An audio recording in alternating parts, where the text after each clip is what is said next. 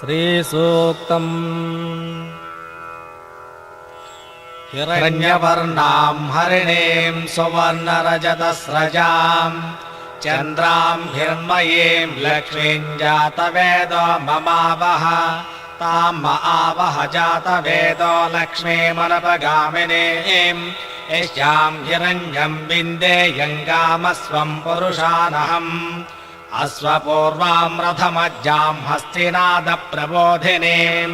श्रियं देवीमपह्वये श्रीर्मा देवी जुषदां कांसोऽस्मितां हिरण्यप्राकारामार्द्रां ज्वलन्तीं तृप्तां तर्पयन्तीं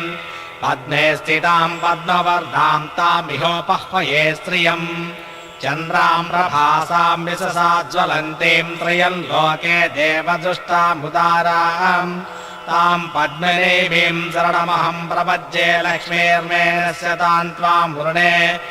आदित्यवर्णे तमसोऽधिजातो वनस्पतिस्तव वृक्षोदबिल्वः तस्य फलानि तपसानुदन्तु मायान्तरायाश्च बाह्या अलक्ष्मीः उवैतु मां देवसखः कीर्तिश्च मणिना सह प्रादुर्भूतोऽस्मि राष्ट्रेऽस्मिन् कीर्तिमूर्तिं ददातु मे क्षुत्पिपासामलां ज्येष्ठाम् अलक्ष्मीर्नाशयाम्यहम् अभूतिमसमर्द्यम् च सर्वानिर्नुद मे गृहात् गन्धद्वारान्तुराधर्षां नित्यपुष्टां करेषिणीम् ईश्वरेगं सर्वभूतानां तामिहोपह्वये श्रियम् श्रीर्मे भजतु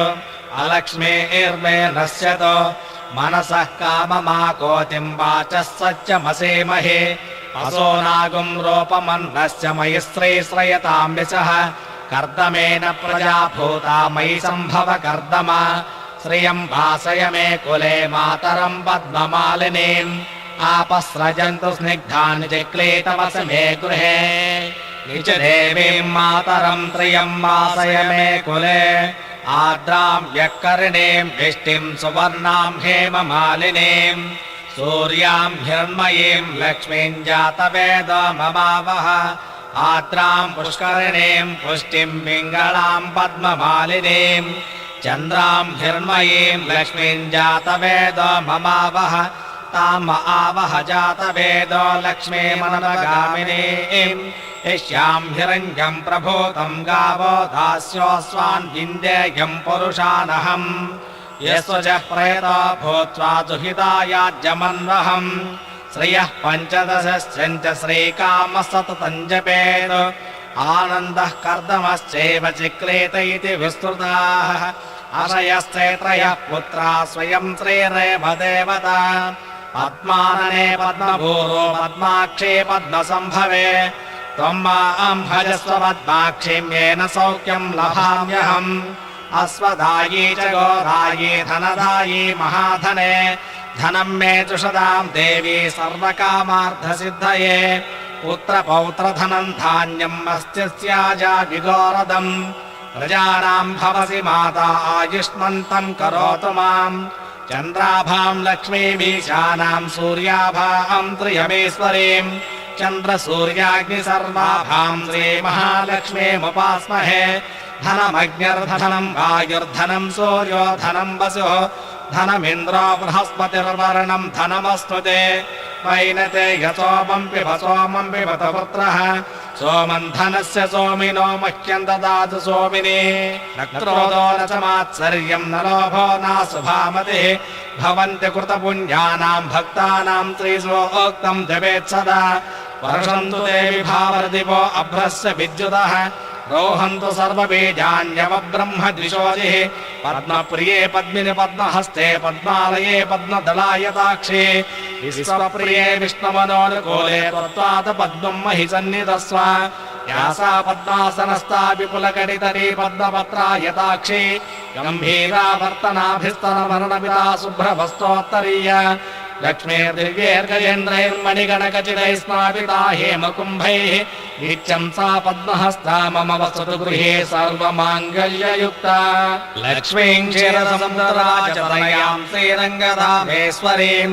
दासे भूतसमस्तदेववनितां लोकैकदीपाङ्कुरां श्रीमन्मन्थकटाक्षलब्धविभवद्ब्रह्मेन्द्रगङ्गाधरां त्वाम् त्रैलोक्यकुटुम्बिनीम् सरसिजाम् वन्दे मुकुन्दप्रियाम् सिद्धलक्ष्मीर्मोक्षलक्ष्मीर्जयलक्ष्मी सरस्वते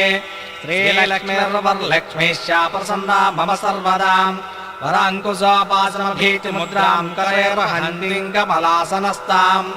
आलार्ककोटिप्रतिभान् द्विनेत्राम् भजेऽहमम्बाम् जगदीश्वरीम् ताम् सर्वमङ्गलमाङ्गल्ये शिवे सर्वार्थसाधिके शरण्ये त्र्यम्बके देवे नारायणि नमोऽस्तुते महालक्ष्मी च विद्महे विष्णुपत्न्यै च धीमहि तन्नो लक्ष्मी प्रचोदयात् हिरण्यवर्णाम् हरिणीम् सुवर्णरजतस्रजाम्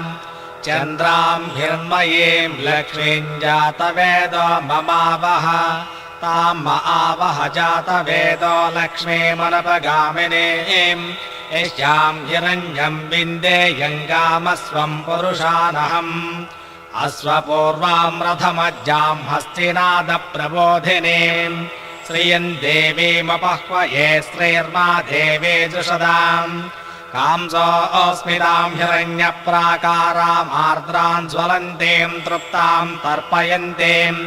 पद्मे स्थिताम् पद्मवर्णाम् तामिहोपह्वये श्रियम् चन्द्राम् प्रभासाम् विशसा ज्वलन्तीम् त्रयम् लोके देवदुष्टामुदाराम् ताम् पद्मदेवीम् शरणमहम् प्रपद्ये लक्ष्मीर्मेणस्य ताम् त्वाम् वृणे आदित्यवर्णे तमसोऽधिजातो वनस्पतिस्तव वृक्षोदबिल्वः तस्य फलानि तपसानुदन्तु मायान्तरायाश्च बाह्या अलक्ष्मीः उवैतु माम् देवसखः कीर्तिश्च मणिना सह प्रादुर्भूतोऽस्मि राष्ट्रेऽस्मिन् कीर्तिमूर्तिम् ददातु मे क्षुत्पिपासामलाम् ज्येष्ठाम् अलक्ष्मीर्नाशयाम्यहम् अभूतिमसमर्द्यम् च सर्वानिर्नुद मे गृहात् गन्धद्वारान्तुराधर्षाम् नित्यपुष्टाम् करेषिणीम् ईश्वरेगम् सर्वभूतानाम् तामिहोपह्वये श्रियम् श्रीर्मे भजतु अलक्ष्मीर्मे नश्यतु मनसः काममाकोतिम् वाचः सत्यमसेमहे असो नागुम् रूपमन्नश्च मयि श्रीश्रयताम् विशः कर्दमेन प्रजा भूता मयि सम्भव कर्दम श्रियम् भासय मे कुले मातरम् पद्ममालिनीम् आपस्रजन्तु स्निग्धानि चिक्लीतवस मे गृहे निज देवीम् मातरम् त्रियम् वासय मे कुले आर्द्राम् व्यक्करिणीम् विष्टिम् सुवर्णाम् हेममालिनीम् सूर्याम् हिरण्मयीम् लक्ष्मीम् जातवेदो ममावह आर्द्राम् पुष्करिणीम् पुष्टिम् पिङ्गलाम् पद्ममालिनीम् चन्द्राम् हिरण्मयीम् लक्ष्मीम् जातवेदो ममावह ताम् आवह जातवेदो लक्ष्मीमनपगामिनीम् यस्याम् हिरण्यम् प्रभूतम् गावो दास्योऽस्वान् विन्देयम् पुरुषानहम् यस्वजः प्रेतो भूत्वा दुहितायाज्यमन्वहम् श्रियः पञ्चदशश्च श्रीकामः सततम् जपेत् आनन्दः कर्दमश्चैव चिक्लेत इति विस्तृताः अशयश्चैत्रयः पुत्रा स्वयम् श्रीरेव देवता पद्मानने पद्मभूरो पद्माक्षे पद्मसम्भवे त्वम् माम् भजस्व पद्माक्षीम् येन सौख्यम् लभाम्यहम् अश्वदायी च गोदायी धनदायी महाधने धनम् मे जुषदाम् देवी सर्वकामार्थसिद्धये पुत्रपौत्रधनम् धान्यम् मस्त्यस्याजा विगोरदम् प्रजानाम् भवसि माता आयुष्मन्तम् करोतु माम् चन्द्राभाम् लक्ष्मीमीशानाम् सूर्याभाम् त्रियमेश्वरीम् चन्द्रसूर्याग्निसर्वाभाम् श्रीमहालक्ष्मीमुपास्महे धनमग्निर्धनम् वायुर्धनम् सूर्यो धनम् वसुः धनमिन्द्रो बृहस्पतिर्वर्णम् धनमस्तुते वैनते यसोमम् पिब सोमम् पिबत पुत्रः सोमम् धनस्य सोमिनो मह्यम् ददातु सोमिनी न क्रोधो न च मात्सर्यम् न लोभो नाशुभामतिः भवन्ति कृतपुण्यानाम् भक्तानाम् त्रिसोक्तम् जपेत् सदा वर्षन्तु देवि भावरदिवो अभ्रस्य विद्युतः रोहन्तु सर्वबीजान्यवब्रह्म द्विषोजिः पद्मप्रिये पद्मिनि पद्महस्ते पद्मालये पद्मदलायताक्षे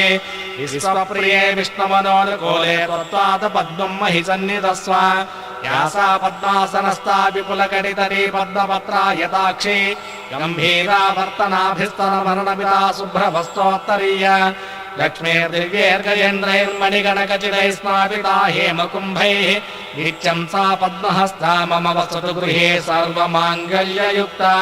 लक्ष्मीं क्षीरसमुद्रराजतनयां श्रीरङ्गधामेश्वरीं दासे भूत समस्तदेव